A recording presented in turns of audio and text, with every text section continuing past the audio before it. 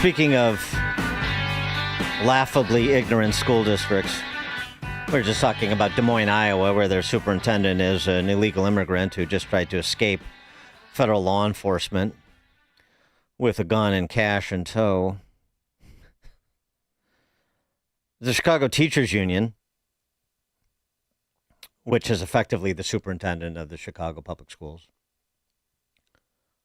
Rest in power, rest in peace, Assata Shakur. Today we honor the life and legacy of a revolutionary fighter, a fierce writer, a revered elder of black liberation, and a leader of freedom whose spirit continues to live in our struggle. Assata refused to be silenced. She taught us that, quote, "It is our duty to fight for our freedom. It is our duty to win. We must love each other and support each other. We have nothing to lose but our chains." No, very Karl Marxian, quote unquote. That's Assata Shakur's powerful words, honoring the life and legacy of revolutionary fighter, fierce writer, revered elder of black liberation, Assata Shakur. That's Chicago Teachers Union, Stacey David Gates and Company. Assata Shakur passed away in Cuba at the age of 78. I wonder how she enjoyed the Cuban healthcare system. Oh, and by the way, who is Assata Shakur, you may be asking? She was found guilty in 1977 of murder, armed robbery, and other crimes, and was sentenced to life in prison. She and two others were involved in a gunfight with New Jersey State Police troopers after a highway stop, May 2nd, 1973, in which State Trooper Werner Forster was killed and another officer was wounded. The description of Shakur's crimes is that she executed Werner Forster in that melee that occurred at the traffic stop. She was able to escape from a Jersey prison, November of 1979, and then evaded capture until her death all this time later. So that's who the Chicago Teachers Union is honoring, a cop killer. It's not only the Chicago Teachers Union, let's be fair. It's most of the entirety of the left who believes that political violence is the means to political ends, as we've been talking about for weeks now. Well, for years, but most notably for the last couple of weeks. Ayanna Pressley, she's a Chicago product. I know she's a congresswoman from Massachusetts now, but she's Francis Parker Spice. That's where she learned, I'm sure, about honoring the greats, revered elders of black liberation like Assata Shakur. I'm going to do a little call and response. One of my favorite, in the words of Assata Shakur. So I will say it and you respond and repeat it back. It is our duty to fight for our freedom. It is our duty to fight for our freedom. It is our duty to win. It is our duty to win. We must love each other and support each other. We must love each other and support each other. We have nothing to lose but our chains. We have nothing to lose but our chains. Seems to be a favorite phrase. Much love each other. I mean, except for the cops we kill, right? Ayanna. Stacey Davis Gates. Except for the cops we kill. We don't have to love them. It's in the fine print. Yeah. Eric Adams, related note. By the way, even a more related note, the governor of New Jersey, Phil Murphy, he's outgoing now, so it's safe to say things that are sensible, decried those who are honoring Assata Shakur. There's so many worthy heroes to celebrate. She's not one of them. She was convicted of the murder of New Jersey State Trooper Werner Forster, who was executed in cold blood. That's the Dem Socialist governor of New Jersey, Phil Murphy, saying that. Yeah, well, he's out of the club now. Eric Adams announcing over the weekend that his campaign for mayor of New York City can no longer continue for various reasons that are not that interesting. He had no chance.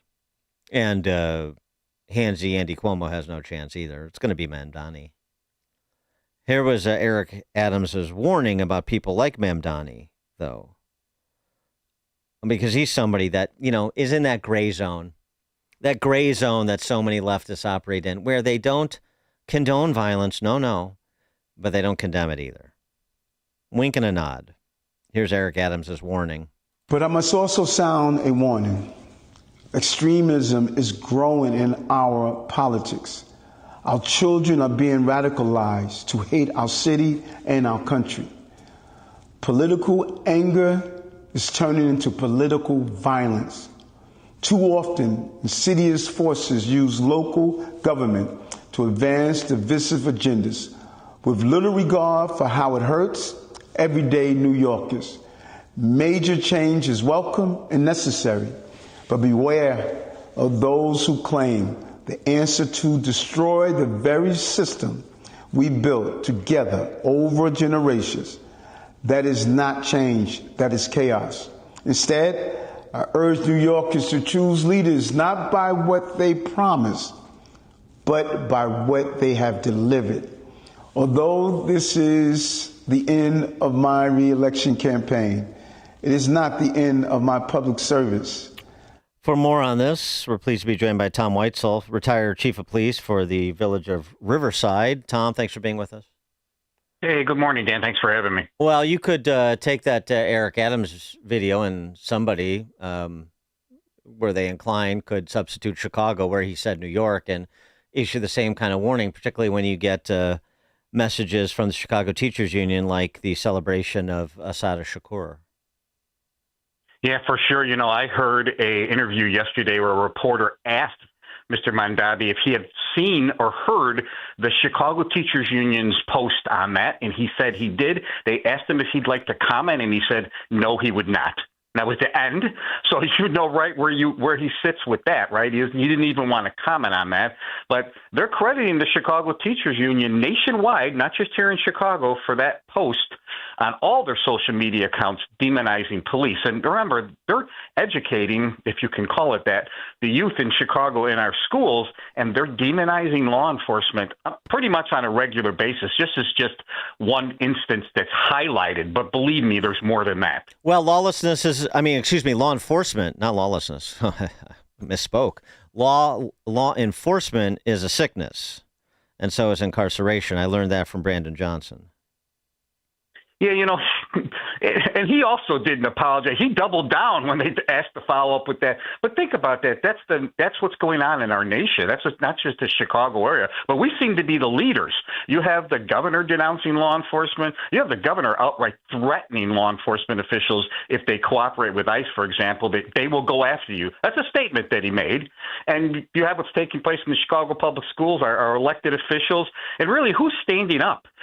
Sometimes I'm disappointed in these law enforcement leaders that they're not pushing back more. I mean, they're really destroying the profession daily. Yeah, it wasn't really a show of force. It was operations, but it was downtown, so it heavy pedestrian area walking along Michigan Avenue. At least I saw in part ICE agents, and of course this drew the ire of both Brandon Johnson, both Governor Pritzker, and the whole pro open borders community. This, for example, was Chuy Garcia. He's a congresshuman now, don't you know? Chuy Garcia's response to the ICE presence in Chicago. They showed up downtown to indiscriminately continue to profile against people just because of what they look like.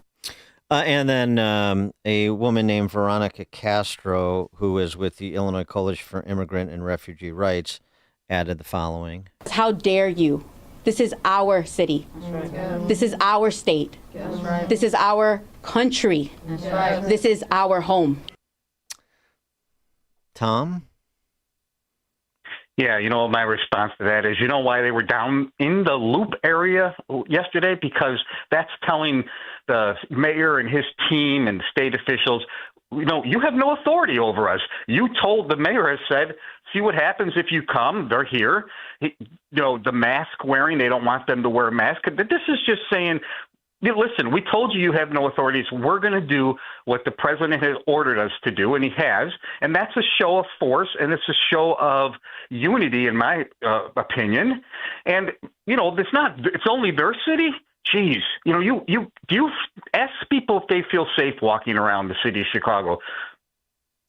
Well, in addition to that, I mean, they're actually doing the work too. We need to get more profile on the more than 500 arrests they've made as part of Operation Midway Blitz. But last week, Border Patrol agents in Chicago arrested a known TDA gang member, terrorist members designated as a terrorist group, during a raid at a suburban Home Depot parking lot. The chief patrol agent here, Gregory Bovino, posted videos and photos from the operation that led to the arrest of this guy, this TDA guy, and other criminals that they've arrested who are in this country illegally. He added, "We're in Chicago. We're here, Chicago, and we're not going anywhere," with no sort of definitive end date in terms of their presence here, conducting enforcement and recovery operations consistent with Operation Midway Blitz and consistent with just removing people who pose public safety threats in this country writ large. They're definitely going out with a mission. There's no doubt about that. I've been to that ICE facility in Broadview when I was still when I was a chief in Riverside. It is absolutely a processing center. I can tell you that without a doubt. And at the end of the day, those detainees are shipped out basically through van or trucks to Indiana or Wisconsin or Michigan. That's a daily occurrence. So there's a lot of misinformation out there, but it's purposeful misinformation to lead, against ICE. I've never seen such a campaign to smear law enforcement. When you talked about the gang members, famously, the Sun-Times did a front page story that said the Trump administration was overstating, exaggerating the gang ties from Venezuelan gangs to Chicago, that there was no tie. And earlier that same week, they released a flyer to local law enforcement that I saw detailing the gang's activities in Chicago and the suburbs, and they even identified some of the members that they would be looking for. So, when the Chicago Sun-Times did theirs, it was a complete lie. It wasn't like they got it wrong. It was an absolute lie. Well, they have to claim racism, as you heard Chuy Garcia claim. They have to claim it's a manufactured crisis, as the Lieutenant Governor Juliana Stratton has said. They have to claim that ICE is there to be cruel and terrorize people, as Governor Pritzker said, because if you don't distract people with those accusations and those caricatures, then they look at what the actual policy is and the impact, and they say, well, wait a second. Wait, what is the problem with removing people who are habitual criminals who are in this country illegally? Do I really want these guys roaming around the streets of Chicago? And most commonsensical people will come to a very different conclusion if all the political bloviations are stripped away. And, they have their rights. That is not true as far as the removing them from the United States. If they did their homework, when you have a final remover, that means you've gone through appeals process. So when the ICE puts out the information that they picked up somebody on a final removal, I saw Chuy Garcia say that they didn't have their rights. That the final removal order means you had two chances to appeal that, and they issued the final order. So that information is false. I don't think they're putting out any legitimate information that just doesn't align with their political agenda.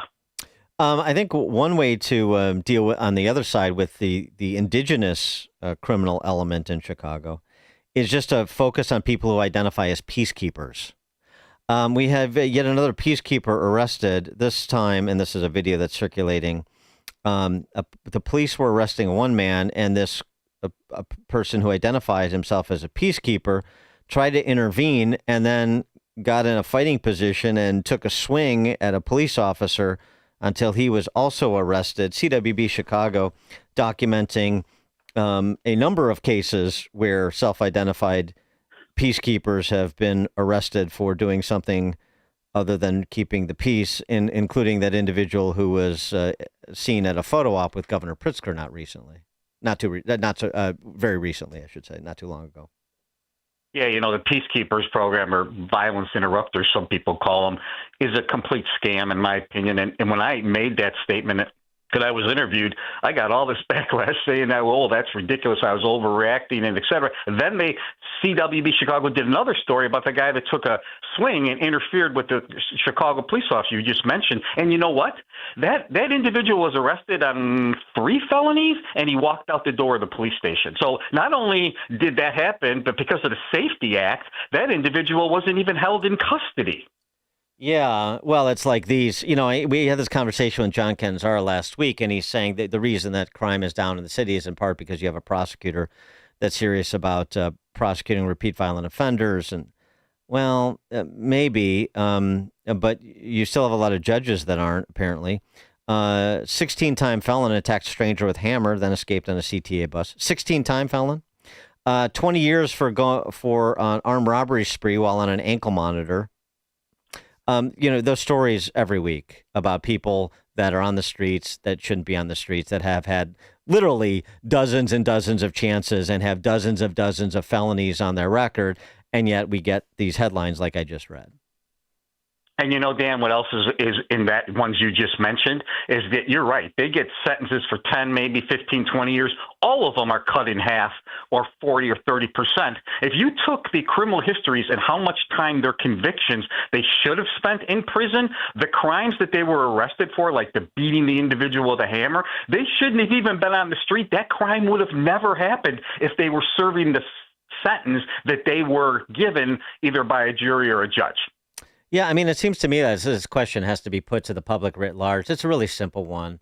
Do you want to prevent preventable crime or not? Do you want to stop preventable crime, or do you want to pile up more victims when we could have prevented those people from being victims within the law by strict enforcement of it and punishment associated with breaking it? Do you want to stop preventable crimes or not? It seems like a facile question to ask an adult, but that may be where we're at. Yeah, repeat offenders, they keep re-victimizing. And when you look at some of these individuals' criminal histories, I can tell you, Dan, that you have to really be bad to have a convictions, not arrests. You have convictions, 10, 12, 14, 18 felony convictions. That means you started those convictions when you were probably 18 years old. I mean, it's not easy to wrap up a rap sheet like that. You can get 60 arrests, but maybe only 20 convictions. That is not easy, and you're seeing that more and more on these individuals being released back to the community. Everybody deserves a 61st chance, Tom. Tom Weitzel, retired chief of police, Village of Riverside. Tom, thanks as always. Thank you. Have a great morning. You too. And he joined us on the Turnkey.pro answer line. Before you see it on TV, share it on Facebook, or read about it in the paper. Hear it here first. This is Chicago's Morning Answer on AM 560. The Answer. Wow. At the time of this being written, both gold and silver are up some